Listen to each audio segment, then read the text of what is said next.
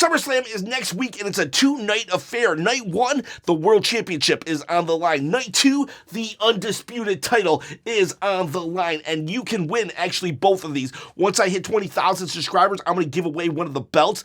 I'm going to do a prediction video in a second, but to win the belt, all you got to do is comment below, subscribe to the channel, hit that bell, ding, ding, ding, notification. Trying to quit the day job, help me out. All right, so we're a YouTube channel, and by YouTube wrestling law, we have to do predictions. Let's go. Sami Zayn versus Karrion Kross. This is a very curious predicament we are in here, because on one hand, I can see Karrion Kross getting the push he needs. The guy has been on fire on social media, going viral over and over again, and the fans are cheering him even when he gets little to no airtime. And then there's Sami Zayn, the underdog from the underground, or the underground from the underdog. Nope, said it right the first time.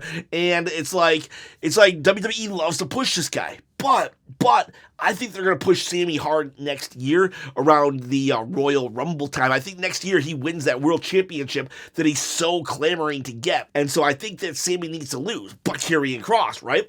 What? But Chop, you said that he needed to be pushed. He was going viral. All these things. Yes, all those things are true. But what I failed to mention was Karrion Kross's contract is up in August. Guess when SummerSlam is? August, like 2nd and 3rd, I think. So it's like, yeah, maybe they're just going to do that time-honored tradition of, on your way out, get pinned. 1, 2, 3.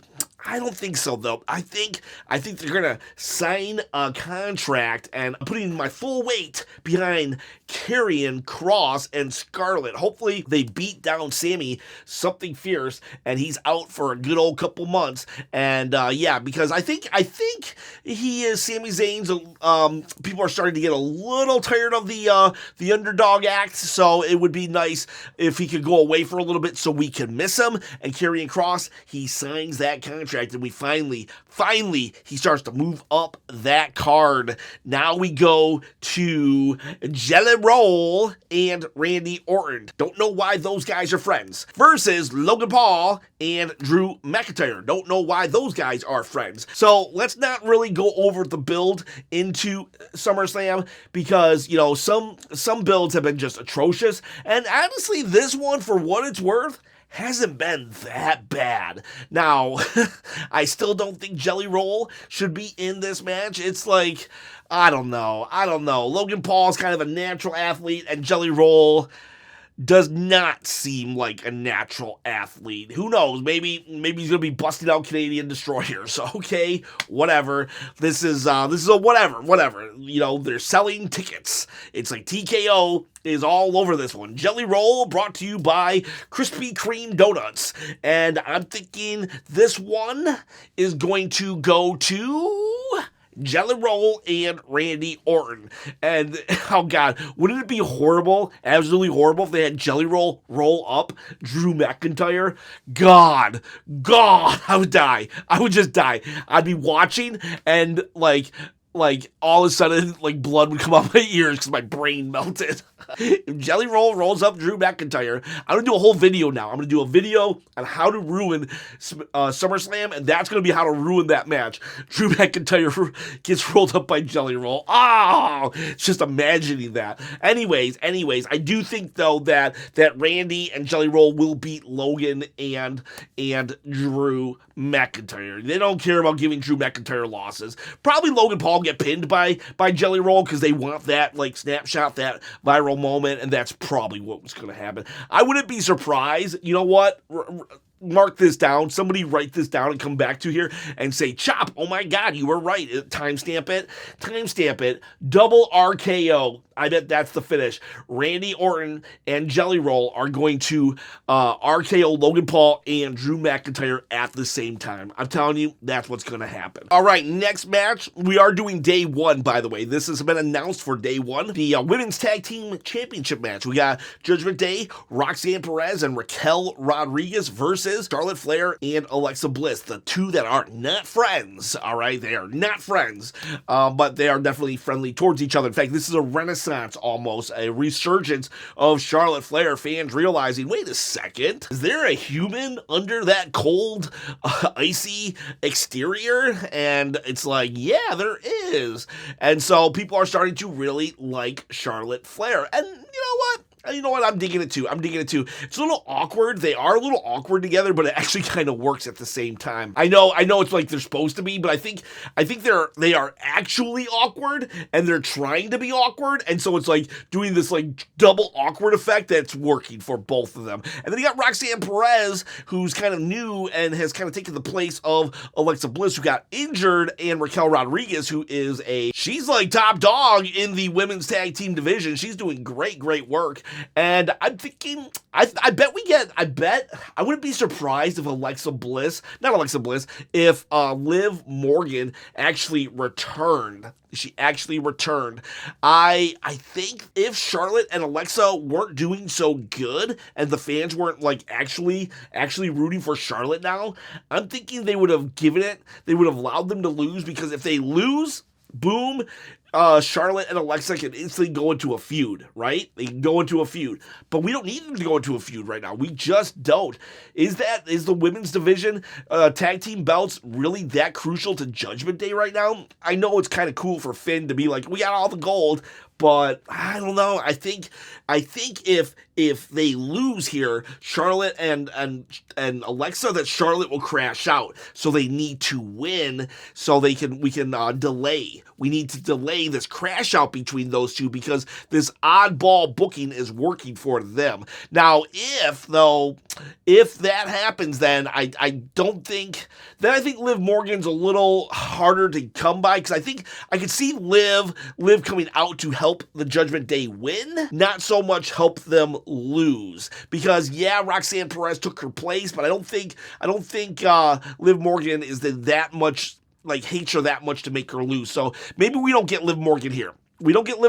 Or she does return and accidentally costs Judgment Day the title, and then Finn Balor actually has reason to be like, well, Liv, you know what I mean? He can be like that backhanded compliment or just very condescending to Liv, saying, we had it all in control until you got here, so maybe we can still get Liv in here with Charlotte and Alexa winning. That's what I'm predicting, though. Charlotte and Alexa, they win. Next, we go to the Women's Championship. That's Tiffany Stratton versus Jade Cargill. I think it's Jade's time. I think they're just going to give it to her.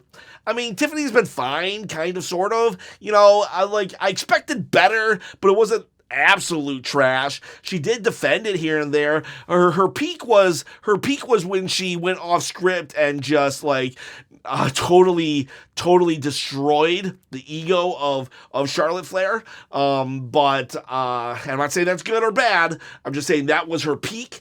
And since then, it hasn't really clicked. I think they did her a real disservice trying to make her a baby face. And if nothing else, they should have made her a heel, at least against Jade, because I just don't. It doesn't click. This Buff Barbie act does not click as a baby face to me. But on the other hand, Jade's kind of like, people don't see her potential. And I honestly don't think she will reach her potential until she turns heel. I think I think Jade's a natural heel. But that said, who's going to win this match is Jade. I think Jade wins because eventually it's going to circle back to Naomi and Bianca. And you're like, what? Naomi has the belt. Yeah, we'll get to that on night 2. But I think because we can have Bianca Jade right there. That's a good match. Or are we going to do the champion versus champion at Crown Jewel this year? I don't know. Or at whatever Saudi event we have. Because if we do, then champion Jade versus champion Naomi? Huh? I don't know. I think it's done. I think Tiffany's done. I think it's Jade's time. All right, so the final 2 matches on this card is Gunther versus CM Punk and Roman Reigns and Jey Uso versus Braun Brawns. I wonder which is going to close. It seems like if I were to be Honestly, I think they should close with Punk and Gunther, but I just don't know. Roman Reigns' name carries a lot of power.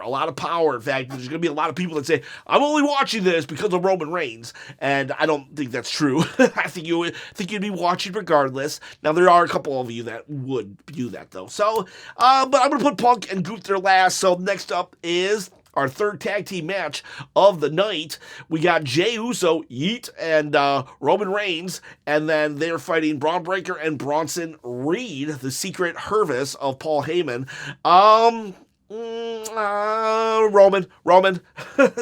Like, I don't even know why it took me that long to say it, because it's Roman all day long. It's Roman and friends, because that's how it is. Now, maybe Jey Uso gets the pin, but that's about as surprising as it's gonna get. I think that, yeah, just, like, no way Roman's eating this pin. Not happening. I can't even, like, I want to give, like, options. Oh, well, what if this happens? No. Well, what if this happens? I don't even think that, like, if an asteroid came from outer space and hit, where else is it came out of the ocean? No, if an asteroid came out of outer space and hit Roman in the middle of a spear, it'd be 1-2 kick out somehow, some way. Roman is gonna win this. So yeah, Roman and Jey did, like, I spent way too much time on this. Let's go to Punk and Gunther. Punk and Gunther now. Ooh, that's an enticing one. I think a lot of these matches are pretty, to me, it seems pretty cut and dry. It's like, okay, maybe Tiffany's gonna win, but it doesn't really matter in that one. It's like, there's no, like, real stakes here. I could easily see 1 month later they having a rematch and Jade wins the rematch. So it's like, it just doesn't feel, a lot of these matches don't feel like there's, like, a lot of jeopardy here, because either way you can write them out of the problem. You know, if Charlotte takes the loss at the tag match, you know, Alexa Bliss comforts her, and their bond even becomes stronger. Charlotte learns that she's allowed to lose matches without crumbling or her career being destroyed. But this match seems like whoever loses, there are consequences. If Gunther loses, it's like, oh my God, how did I lose my belt to this guy, CM Punk? Is he really the best in the world? And CM Punk, if he loses, then what? What does he do?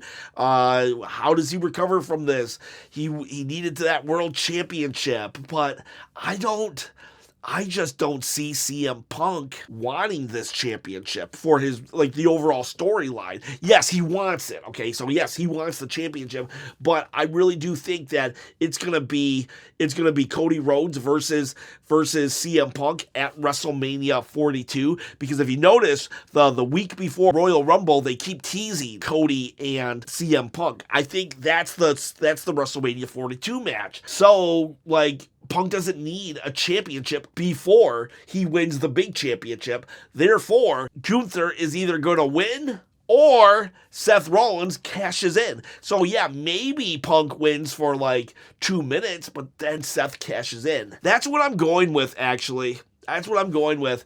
I think the leg injury, whatever it is, I think it's part of the act, and it's a ruse. It's a fake. No, it becomes a triple threat. Just like the heist of the century. And what happens is Seth will curb stomp Punk. Therefore, Gunther doesn't actually get pinned. Punk gets screwed because he wasn't expecting Seth, and Seth gets to laugh at everybody. Therefore, everybody actually looks strong right there. That's what I'm going with. If there is no Seth Rollins, let's say there is no Seth Rollins, then I'm going, oh man, then I'm going CM Punk. Actually, I am going to CM Punk if that happens. Nope, I take it back. The big one for Punk is going to be at WrestleMania next year. He's not going to win. Maybe if it's fake, maybe Seth hobbles down and costs it, and then CM Punk can't even get revenge because he's like injured still. Or who knows, Drew's mad that he got rolled up by Jelly Roll and he restarts his feud. I don't know, something. He crashes out. Somehow, some way, CM Punk will lose by shenanigans, but Gunther won't care because he's the ring general and he'll just go on with his life. All right, now we go to night 2. We're going to start with Becky versus Lyra. Becky versus Lyra. I'm thinking we go Lyra. I think this is the trilogy, and this has, Becky has accomplished her goal. She got the Intercontinental title over. She got Lyra over. Slight chance Becky gets help from Bayley, and Bayley sides with Becky. Could you imagine the 2 women power trip? That would be kind of cool, actually. That would be kind of cool. And then they go on and have a tag match against Charlotte and Alexa Bliss. Ooh, enticing, but no, I think Lyra wins, and she goes off on her own. She flutters off, and maybe Lyra and Bayley can fight each other at Clash at Paris. The Europeans, they love Bayley, so that could be a way to get her on that card. It's just Becky loses, Lyra wins. It's time. It's time for Becky to move on into the main event scene. Solo Sikoa and Jacob Fatu in a steel cage. And, this one's tough because Solo literally just won. He literally just won the U.S. title, so it feels like to give it back to Jacob so quick. But then again, since Talatunga has already been revealed, the only one left to be revealed is Tama Tonga. Where's he at? I'm just going Jacob. It's like they make that guy a beast. They make that guy a monster. What's Jacob gonna do? If they don't? I know he's primed for that main event, but man, it seems like. Would they let Jacob lose twice? No, I'm going Jacob. They're not going to let him lose twice. SummerSlam, it's the big event. They like letting the faces win more so than the villains. I'm going Jacob. Very short title reign for Solo Sikoa. Just a little hot potato. Oh, look at that little hot potato. And then we'll do Naomi versus Io versus Rhea. And I'm gonna pick Naomi. This will be good for Naomi because then she can hold it over Bianca's head. Look who I beat. You couldn't beat them. Didn't they beat your streak? Well, not me. They didn't beat my SummerSlam streak, and she gets to shout from the rooftops that she is so great and awesome. And then maybe Rhea and Io can go have their own little feud without a title involved. And I say this happens because I think Stephanie Vakir will actually win in Paris, but this allows Naomi's title run to be extended. Because a lot of people are probably thinking, oh yeah, Naomi's not going to walk out of this one, so this will be a little bit of a surprise that she does. I'm picking Naomi here. Now we'll go to the this match was added officially. It was added right at the end of Smackdown, so they didn't even have a card graphic yet. But we have the Wyatts are your champion, but we're going to go into a 6-pack TLC match, and that's going to be insane. We'll have Fireball ladders and Slim Jim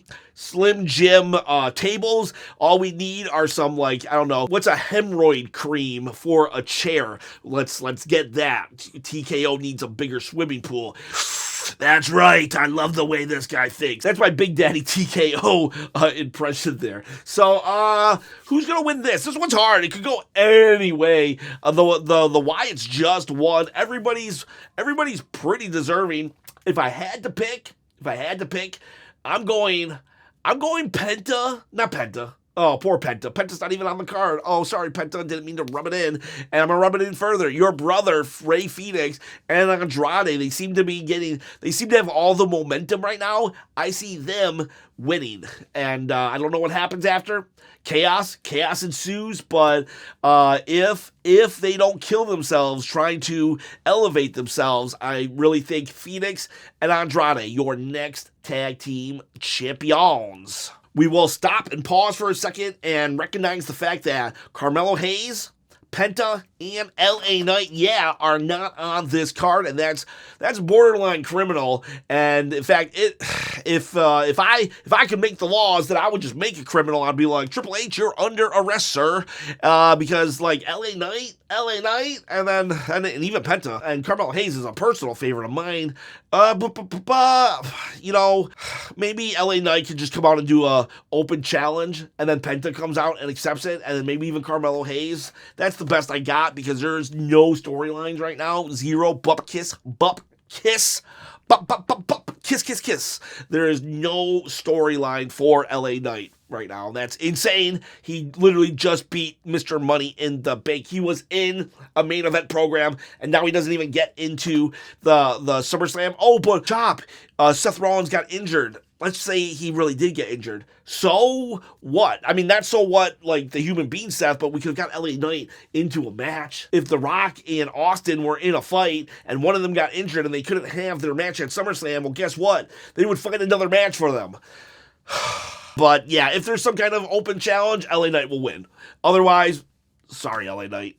Oh, sorry, LA Knight. We got two more, Dominic versus AJ Mysterio. This one's tough.